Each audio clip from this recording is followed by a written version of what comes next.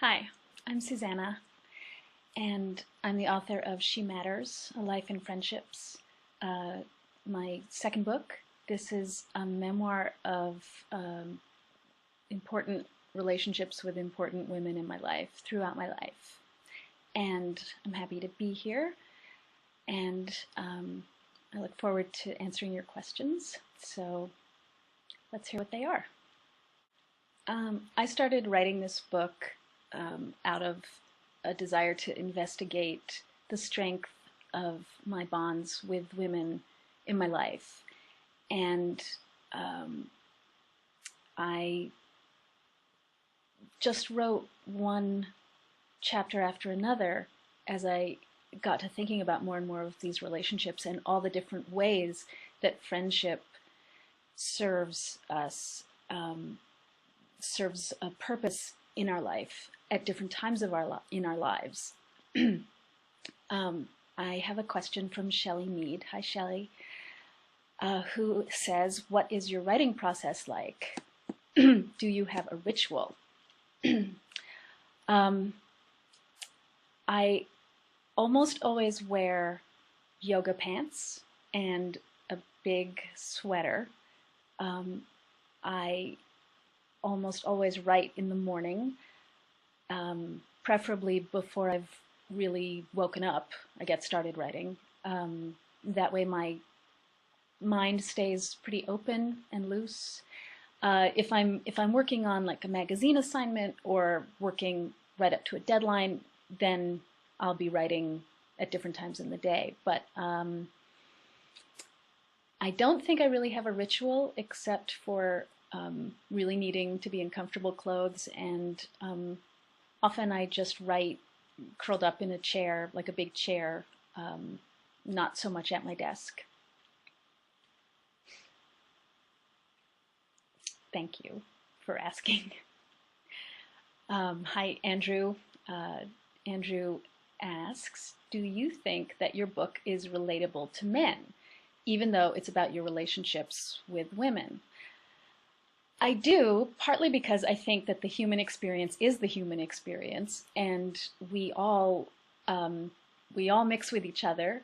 We all wonder about each other, and I've had men who've read this tell me that it's illuminated certain aspects of women's thinking and women's behavior that they hadn't really understood fully before, or that they hadn't been able to connect with before.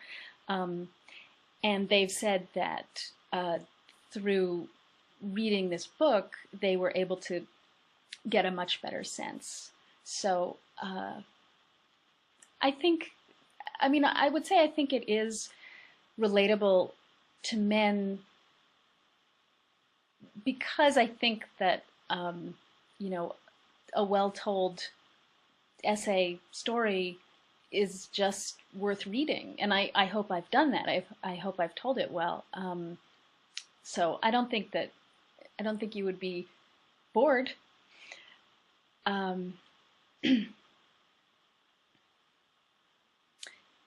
And also, a lot of women have told me that they have really seen reflected a lot of difficult experiences that they hadn't been able to define quite. And I think, I know that I look for that too when I read. I look for a way to connect my own experience, my own life, to the writer's vision.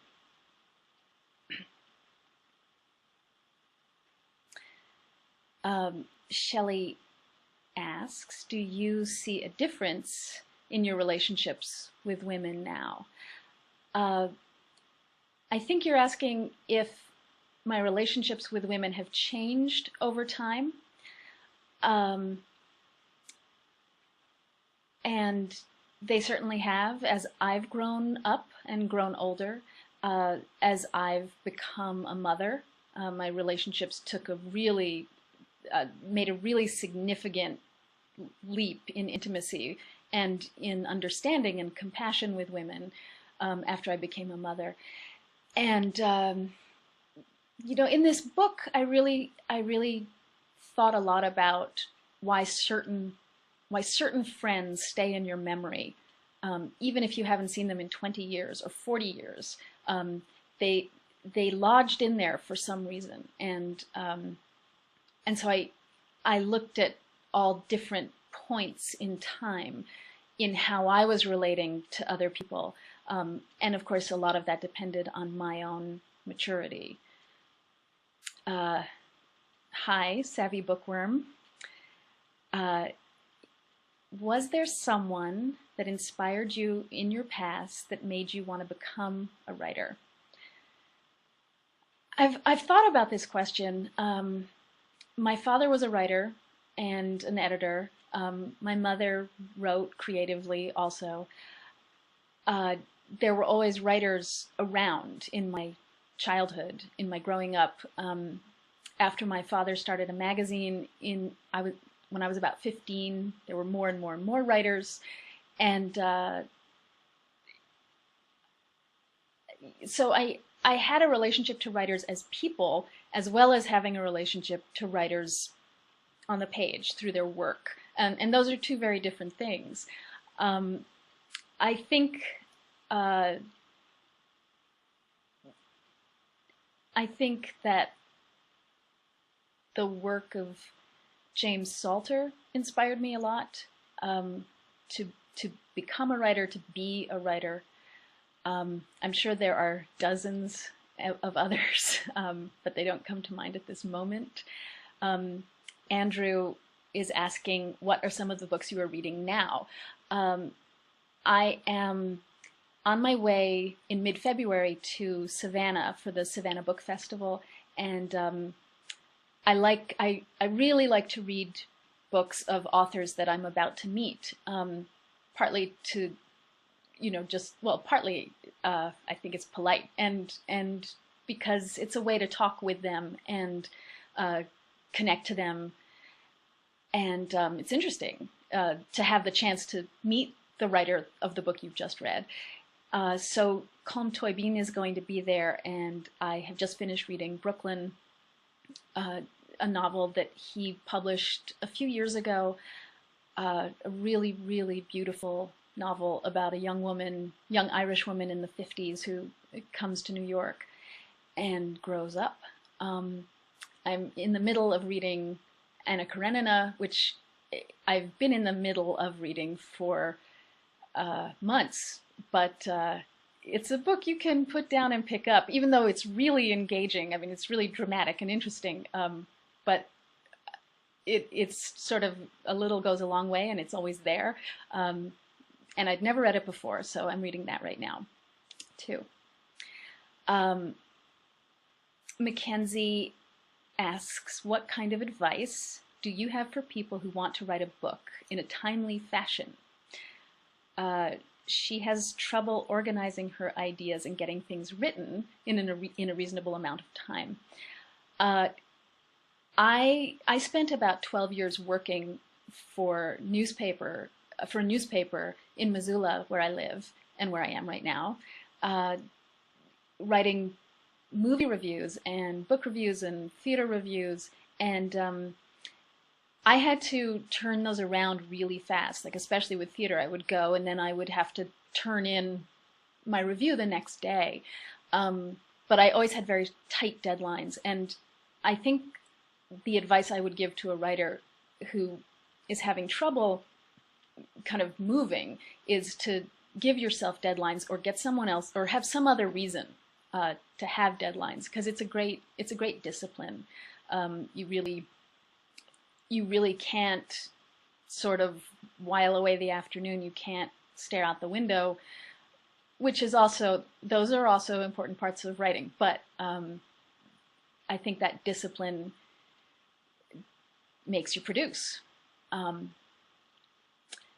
And Hula Monkey asks me, knowing what you know now, if you could go back in time to your 20s, what would you do differently with regards to friendships with women? I wouldn't go back to my 20s for anything. I I like myself so much better now, and partly that's from all I've learned in my dealings with other people. And it's very difficult to imagine that, that you could fix something about who you used to be. So, or it's even difficult to imagine that you could be different than than you are, which would require having changed something in the past and would lead you here, and you'd be someone else. I don't really think there is something. I mean, did I make mistakes? I made mistakes, and a lot of mistakes, and I write about them in this book. But I don't know how I would do it differently. How I would have had to have been a completely other person. Joanna, you are asking, you live in Montana. How did you get from Gramercy Park to Montana? And is it difficult to make new friends there? And what Joanna is referring to is that my grandparents had a mansion on Gramercy Park. They died at the end of the 70s. My father and my aunt were raised there, and I was frequently taken there as a little girl. It was a very, very ornate and lavish house. I grew up in New York City, and I did come to Montana 20 years ago. And in one way, it was very difficult to make new friends here, and in another way, it was very easy. And here are the two differences. I had just a different way of communicating and expressing myself, partly from living all my life in very urban environments, partly from being a New Yorker. And I came here, and I really felt like I didn't know what the language was. I didn't know what the code was. And I met plenty of people right away, where we shared some common interest, but our upbringings were so different, or our concerns were so different, that we would like each other, but there wasn't really a strong way to connect. The easy part of making friends in Missoula is it's a place that really emphasizes community, and that's something that I learned here that I never knew about, that I never knew how to do. Be a part of a community and engage with other people, be accountable to other people, help other people, because that's what you do. And I'm not sure that we learn that in cities in the same way, where you have to sort of scrap and fight for your own little corner, your own space, your own place in line. It's much more relaxed here in that way, and so you get to make friends because you're really connected to the vital life of the town.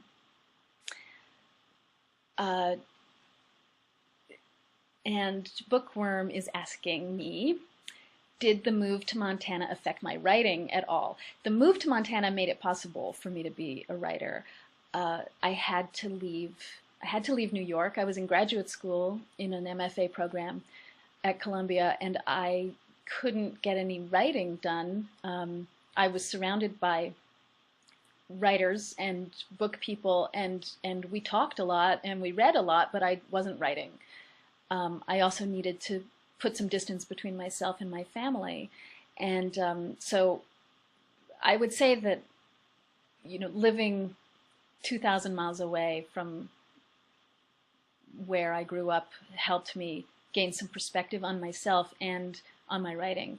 So yeah, Montana did influence me a lot as I became a writer. There are a lot of writers in Missoula too, a lot of writers, but they all also do other things and have other jobs, and you know them in different ways and other ways. So the emphasis isn't all on the fact that you're writers. Savvy Bookworm says, what's some advice you have for aspiring writers? Anything you wish someone had told you? My advice for aspiring writers is to read, and to read widely and deeply. And I think that you just, the more you take in of different styles and different tones and different cultures, different structures in writing, it's all feeding your own creativity. And what happens to me a lot is I'll be reading something and I'll get a spark of an idea that the book I'm reading has allowed me to come to, even though it's not connected in any way to the book I'm reading. But the way that the mind kind of breathes and opens up when you're reading is really important to my creativity. Hello, Jagged Otter. You're asking, do I see memoir as a form of creative nonfiction or as autobiography, or both? I see it as creative nonfiction, personal narrative, creative writing, poetic, impressionistic writing. I think that's what memoir is. I think memoir is intensely personal. It is absolutely the perspective and story of the writer. And, with the exception of reporting, straight reporting, really all books are the perspective of the writer. You give yourself over to the writer that you're reading. And that's why you pick up this book and then that book and then this book and then that book for different perspectives. So I really believe in memoir being the most personal possible act of creative expression. And hello, author groupie. The cauliflower friendship was hysterical. What are your thoughts about her not telling you her food likes and dislikes? Why I have that, what author groupie is referring to is a story in She Matters in which I am trying to forge intimacy with someone who's very reserved, and kind of the opposite of my personality style, which is more immediate. And and so in the chapter I explained that I cooked cauliflower for dinner and wanting to impress her, having invited her over for dinner, and she didn't like it, or she didn't eat it, but I didn't know why. And it wasn't until like years later that she mentioned in an offhand way that she didn't like it. And I use that in the story to kind of illustrate how we never really know. We never know everything. We never know the whole story. We never know what else the other person is bringing. And when I reacted with sort of hurt and frustration that this person didn't want to eat the food I'd prepared, that was completely irrelevant to why that person didn't eat the food I prepared. So I was trying to talk about our, we all have our own dramas going on at the exact same moment, and we can't really know what the other person is experiencing. Jeffrey says, do you think relationships between women are fraught with more jealousy than relationships between men? And if so, why? I think relationships between women are, and this is why I chose to write about relationships between women, are always sort of more open than the way men relate to each other or the way women and men relate to each other. And I don't think this is even about, romance and sex. I think women and men as friends too. There's men just they look outward. They look outward a lot, and I believe that women are really good at looking inward, and but that does up the stakes, and it does make things intense, and can be more fraught. I don't know about jealousy so much. I mean, I think there are different forms of competitiveness in every single relationship, whether it's siblings or spouses or friends or between women or between children, whatever it is. I think competitiveness is human, is human nature. Mackenzie is asking me, what is your favorite book to big screen adaptation? And do I think the books are always better than the movies? I used to work at Premiere Magazine, and one thing I learned there, one thing that another writer told me, was that A books always make B movies, and B books always make A movies. So there's sort of like the more literary and profound a novel might be, the cheesier the movie, and vice versa. The cheesier the book, the better the movie. And part of that, I think, comes from the fact that B books are often very plot-driven and very story-focused. A books tend to be more interior.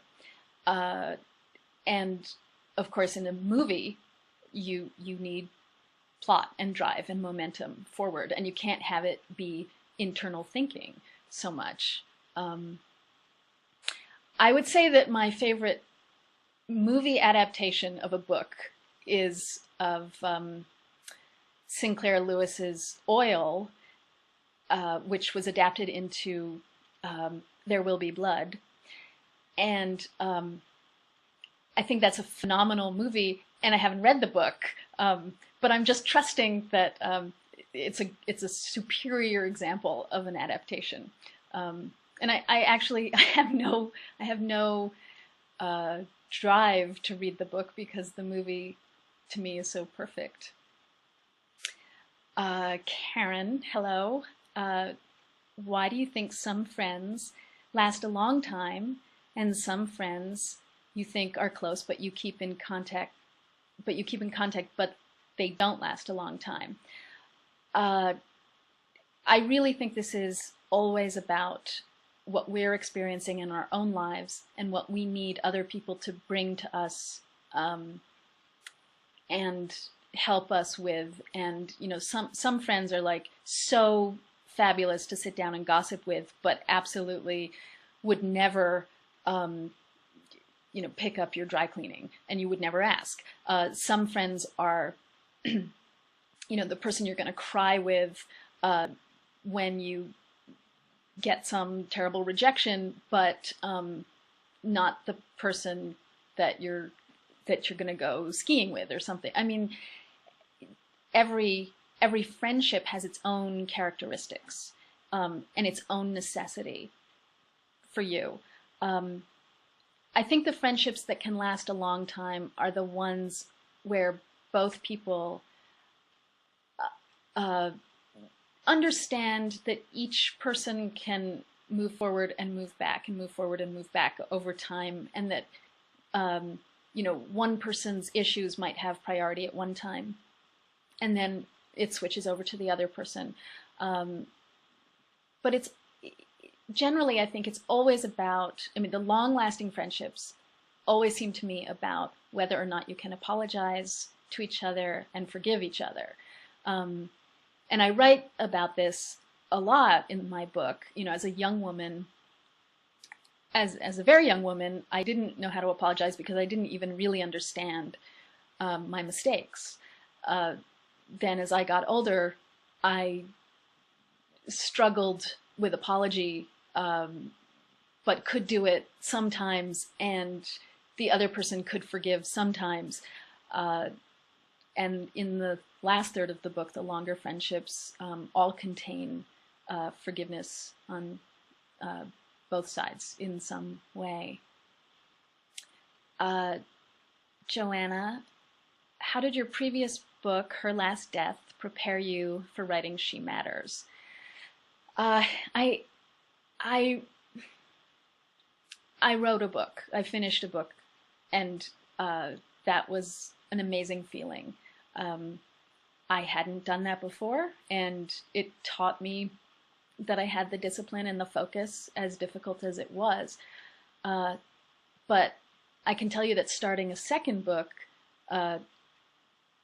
was more terrifying than starting a first book, because now I had to hold myself to a certain standard.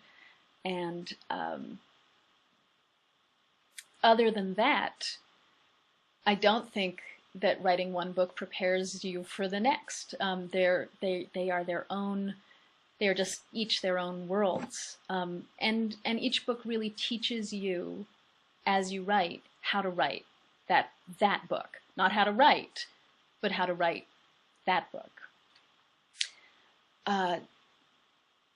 Author Groupie says, I applaud the gritty honesty in your writing and look forward to reading more. Thank you. What are you working on now? I'm working on something now, but I always feel in the very early stages of writing something and shaping it and thinking it through that it's just like a very little baby bird, and it needs like a great deal of protection because it's just too fragile. So I don't really talk about what I'm working on right now until I feel that I have a grasp on it. What do your best friends think about your book? Says Savvy Bookworm. My best friends, well, there are best friends who are in the book, and there are best friends who are not in the book. And you know, the people who love me and are close to me, and the people I love, are and always have been amazingly supportive of my life as a writer, my work, and enthusiastic about it. And I really appreciate that a lot. Shelley is asking me, what are some of the things you like to do in your spare time? Any interesting hobbies? I love to watch movies. I love to garden. I like houseplants. I read a lot. I travel. I mean, I travel for work a lot, but I like traveling. I like coming and going from Missoula. I have 2 sons, and I'm really interested in their lives and what they're doing. I love to make dinner for them and just listen to them talk about their days. I must have some other hobbies. Crossword puzzles. I do crossword puzzles, but I don't really like. Oh, and Word Feud on my phone. I do that. So I'm not very sporty, which is I'm an anomaly in Missoula, Montana. But I love. I mean, I love it once I'm out there hiking. I love, and it's an amazing place to live for being out in nature. So I think that's it, hobby-wise. Oh, I draw sometimes. Mackenzie is asking me, what is the last movie you saw? Are there any that are coming out that you're looking forward to? I saw Argo in the theater and really liked that a lot. Loved how deeply 70s it was. Even the opening mark of the movie, Warner Brothers mark, they pulled that from the 70s, the way it used to look in the 70s. And the last movie I saw was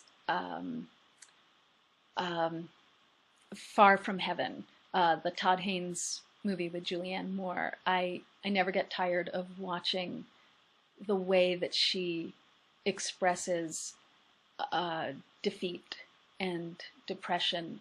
She gives it so much richness. She's such a beautiful performer that way. So that's why I was watching that. I just wanted to see her. And am I looking forward to any movies? I can't think of any. If you can think of any, Mackenzie, send it to me. I mean, just if you if you can give me a list, I could probably pick one. But otherwise, I'm drawing a blank. Andrew, you're asking if your life was turned into a movie, what actress would you want to play you and why?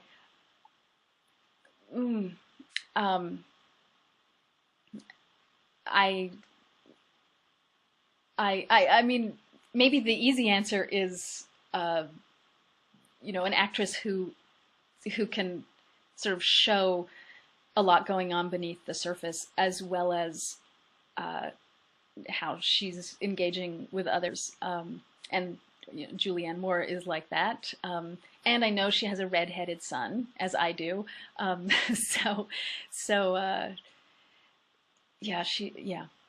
mhm.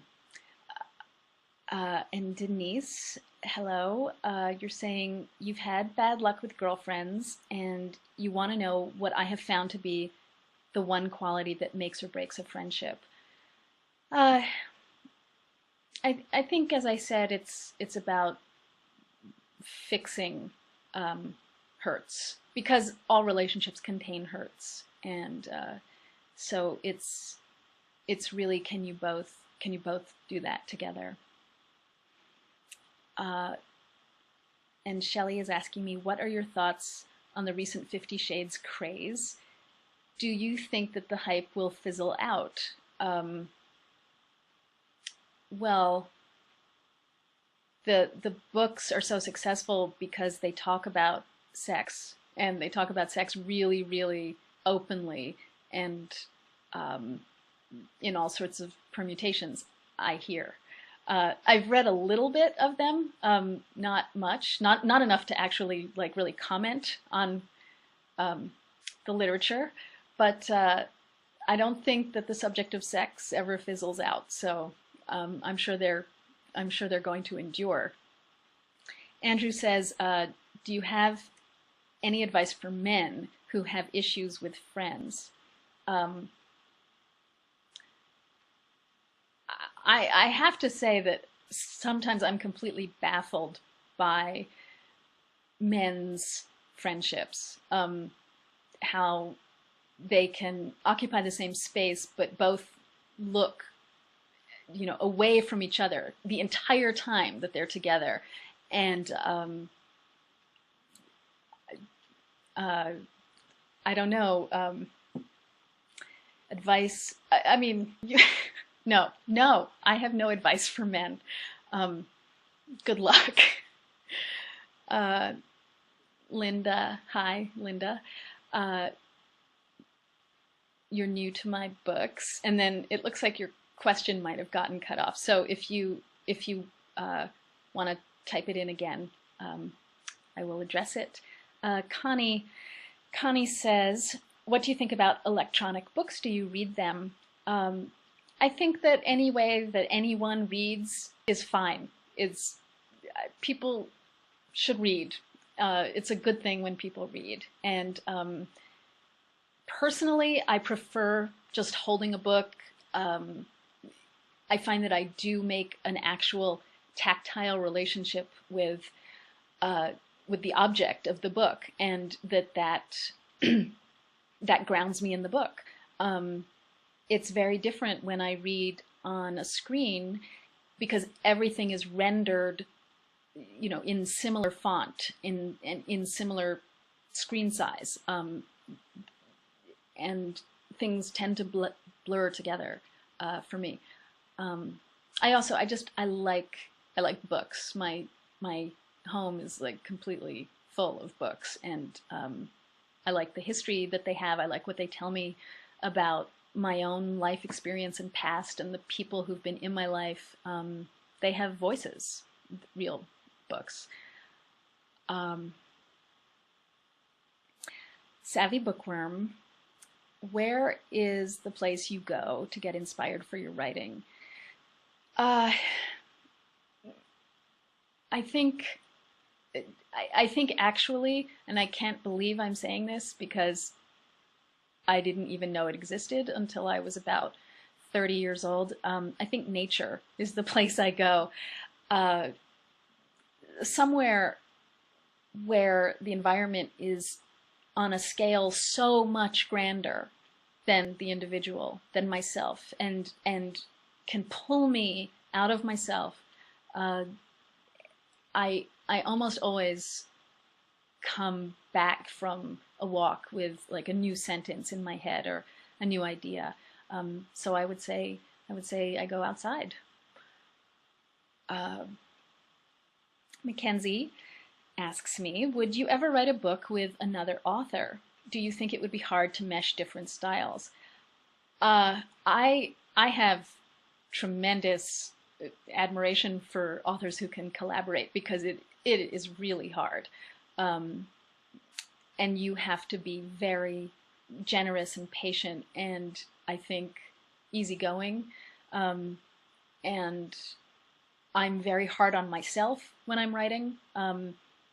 And I wouldn't want to impose that on someone I was working with. And I think meshing different styles, I assume that two collaborators would be joined in their focus. So they would have to find probably a new voice or a new style.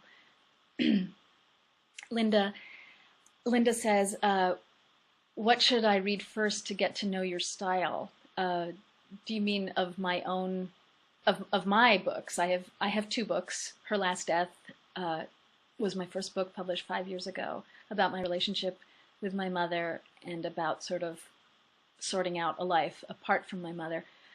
And I have this book, She Matters.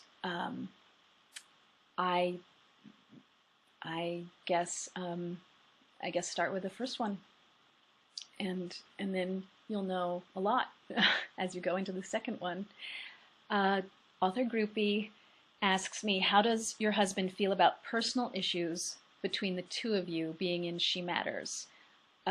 It's always been a topic of conversation between us, always an active topic. So like I have always my writing, all of my writing is extremely personal. And that does mean that I talk about the people in my intimate life. And he and I have always had conversations about the challenges of that and the limits of that. And I show him everything. I respect his response. I respect what he says, and we work with it. Yes. Do you read your book reviews? Do they encourage you or discourage you, or maybe both? That's a good question, Shelley. I do read them. No. I sometimes read them, and sometimes I have people read them first and say, you won't really get a lot out of reading this. They always make me nervous, but in some ways, once a book is out, it's just gone from you, and it's, I have released it to the world, and I know that, and I'm at peace with that. And everyone is provoked to have a different response. That's good. I mean, one of the challenges in being reviewed as a memoir writer is that the reviews tend to talk about you, your life, your personality, in addition to, or maybe instead of, talking about you, the writer, or the book you've created. And that can be hard to just like let someone run roughshod over you. But in a public way, but it's all right. I don't read stuff like that at all when I'm in the process of writing a book. So they're two very independent experiences. Like they're sort of like the public life of being an author who's talking about her book or who's promoting her book, and then a much more private life and a much more time-consuming endeavor of being a writer. And I think I do like the writing part better. Are there new authors who have caught my eye and I'm looking forward to reading? Andrew is asking me. Again, this is the kind of question where I just sort of draw a blank, even though as soon as we're finished talking here, I'll come up with 5. Yeah, I'm gonna have to go with the blank for now. Shelley, you're asking, do you snack or drink tea while you write? Do you need silence or music? Tell us a bit about what kind of atmosphere you need to write in. I need silence. I need a great deal of space around me and my thoughts and my head. And I'm very protective of that space. I mean, sort of psychic space. Like, I really, really try to limit my interactions with the outside world and others. You know, and that's hard in a family, of course.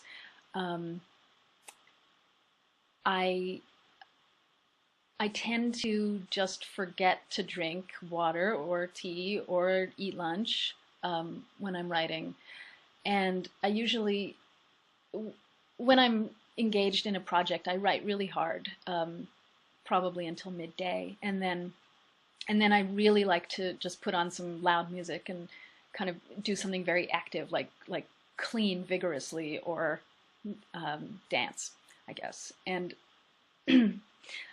I'm always interested in writers who can, you know, put on headphones and listen to like really dense, like rock and roll music or rock and roll. That sounds so 70s. You know, just like hardcore stuff that really is distracting. Like, to me, it would be very distracting. But for some people, that's what releases their mind. It's really a matter of that. What is the atmosphere that you need to let your mind go? And for me, it's silence and privacy. I do a lot of work at writing residencies, and I've been really fortunate to have several where I've gone for 2 weeks or 6 weeks. They vary in length. Friends of mine have given me homes of theirs to go to for 2 weeks at a time, and that's my ideal for writing. I get a lot of work done that way. And author groupie is asking, your ability to convey familial dysfunction is refreshing. It's welcoming to know we're not alone out here. Any reactions from your mom or sister on She Matters? My mother died about a year and a half ago, and you know, she didn't. I don't think that she read the first book with. No, she was. I mean, she was like. At first, she was proud of me that I had written a book, and then she was angry that I said things she didn't believe to be true. But I also felt that I had written about things that she sort of wasn't conscious of. She was a heavy drug user, and so there were things that she very well didn't have in her brain at all, but had had a big impact on me. And I guess that's the answer to that. Savvy Bookworm asks, do you have any interesting writing quirks? What would a quirk be? I get really sweaty while I'm writing. When I'm writing hard, I get really, really sweaty, and I don't know why. I mean, I'm just sitting there. But I often feel at the end of a day like that, I feel like I've just been through, heavy exercise routine. Is that a quirk? I don't know. And Karen says, are you ever going to write fiction, or do you prefer nonfiction? I have written fiction. I prefer nonfiction. It's where I feel the most in command of a voice, but I hope to grow and change as a writer, so I don't know what will happen. What are my favorite genres, Linda? I think literary novels, that's probably what I get the most deep pleasure, joy, and expansion from. I don't read much. I don't read detective stuff or police procedurals or thrillers, which are very plot driven, and as a reader, I'm just less, I don't get caught up in plot as much as I get caught up in writing and interior exploration. I did just read Gone Girl, which I bought out of desperation in the airport, not having a book, and it was very unusual. It was a very unusual thing for me to read, but I completely enjoyed every second of it.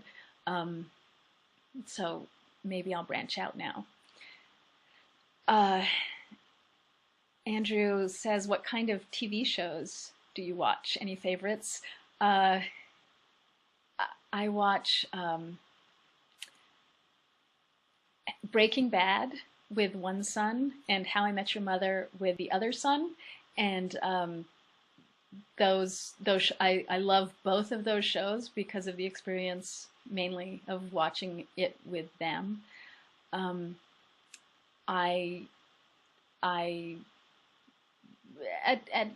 midnight or 2 in the morning, I'll pretty much watch any TV show that streams on Netflix, and I'm not proud of all of those, but yeah, that's what I can think of at the moment. Charles Grimm, hello. Have you known any other writers? I feel like all I know are writers. I know a very great deal of writers, and they're just my people, I guess. Since I'm no longer in New York City. Andrew is asking, would you ever be interested in writing a screenplay? Oh, are you a producer? I actually did. I gave that a shot with a friend. We collaborated, and this was in my early 20s. She knew what she was doing, and she went on to become a screenwriter, a successful screenwriter. I did not know what I was doing, and went on to do this. But I said I'd like to grow, and who knows what genre will come out sometime. Hello, Prairie Dawn.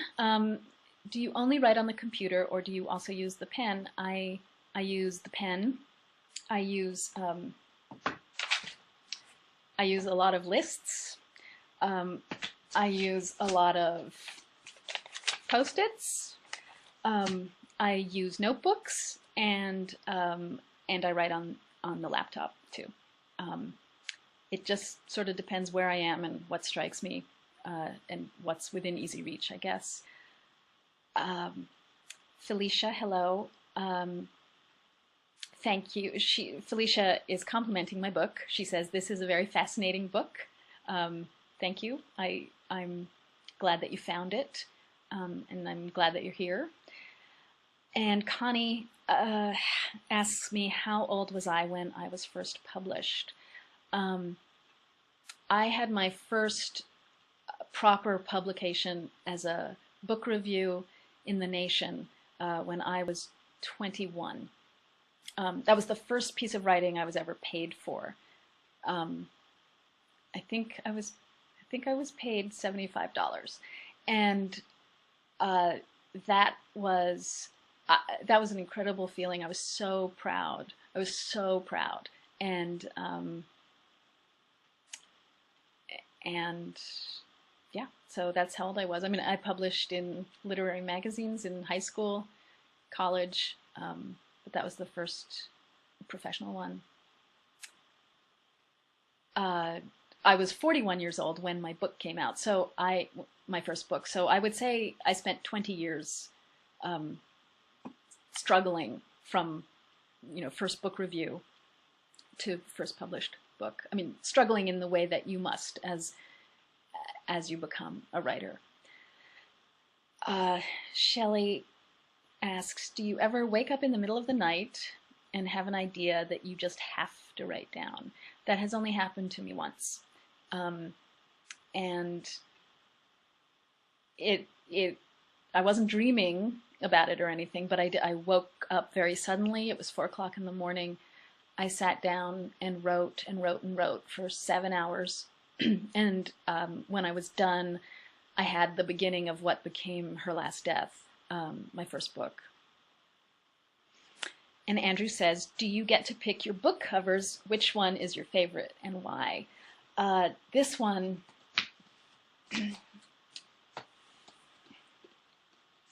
this one is my favorite. And why I love the way it feels. I love the texture of it. I love the color. I love the image of the two women linked arms. The contrast in the paper and the glossy of the photo.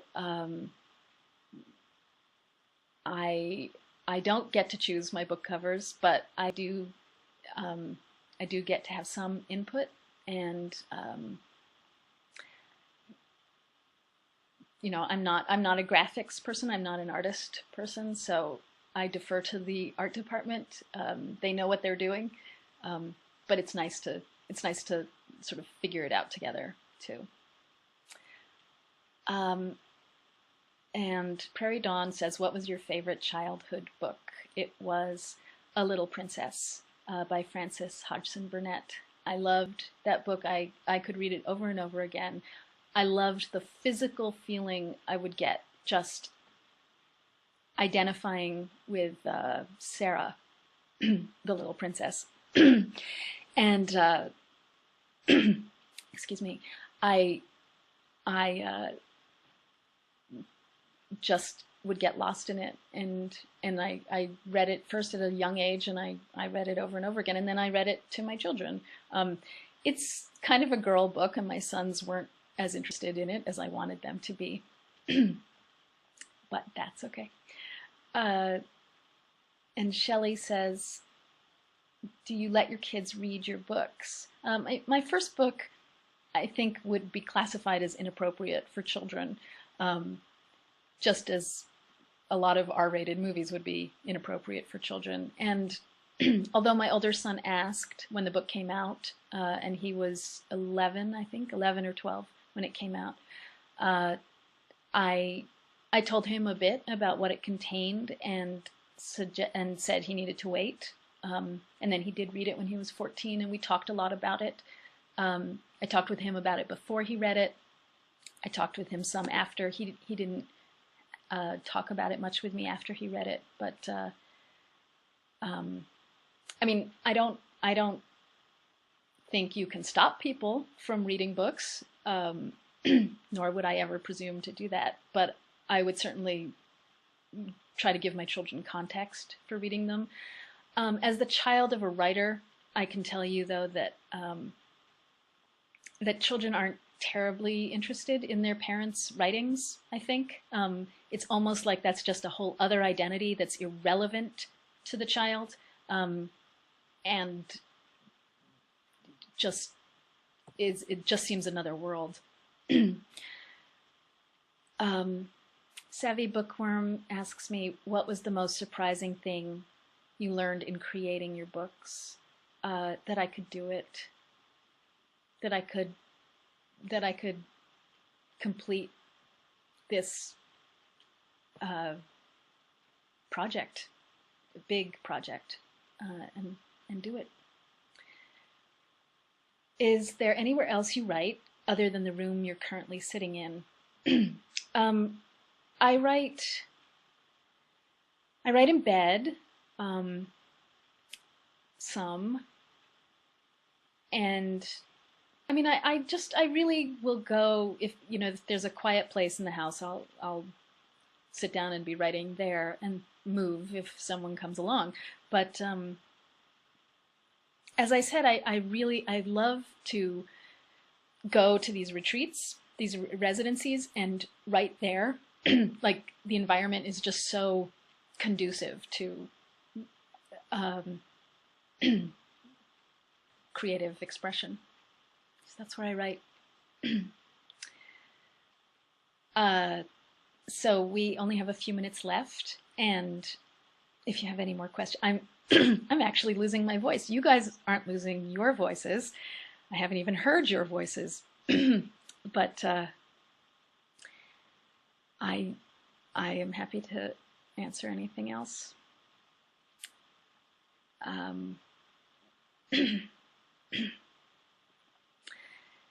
I am very pleased to be here. Author Groupie, you're welcome, and thank you for being part of the conversation too. Thank you. Bye.